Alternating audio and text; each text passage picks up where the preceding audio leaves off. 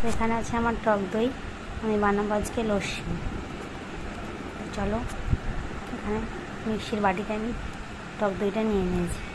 এবার আমি চিনি মিশিয়ে দেবো। চিনি আমি 4-5 চামচ মতো দিয়ে দেবো। এবার এটা আমি বিট লবণ দেবো। বিট লবণটাও 1 চামচ মতো দেবে।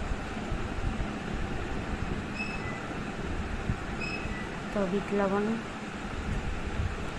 আর দেবো আমি চাট মশলা। চাট মশলা দেওয়া হয়ে গেছে। এবার আমি দিয়ে দেবো পুদিনা পাতা। কিছু পুদিনা পাতা নেওয়া হয়েছে, ধুয়ে নিয়েছি ভালো করে। তোমরা ভালো করে ধুয়ে নেবে পুদিনা পাতাটা। পুদিনা পাতা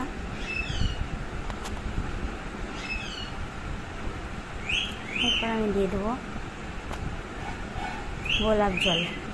গোলাপ জলটা খুব অল্প পরিমাণে দিলে, 4-5 ফোঁটা দিলেই হবে।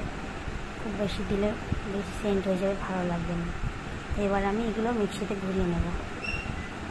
সব দেওয়া হয়েছে, মিক্সিতে আমার ঘোরানো হয়ে গেল। তো এবার আমি সার্ভ করব। দেখো, তোমরাও ট্রাই করবে, খুবই ভালো লাগবে। খুব সহজে বাড়িতেই তৈরি করবে,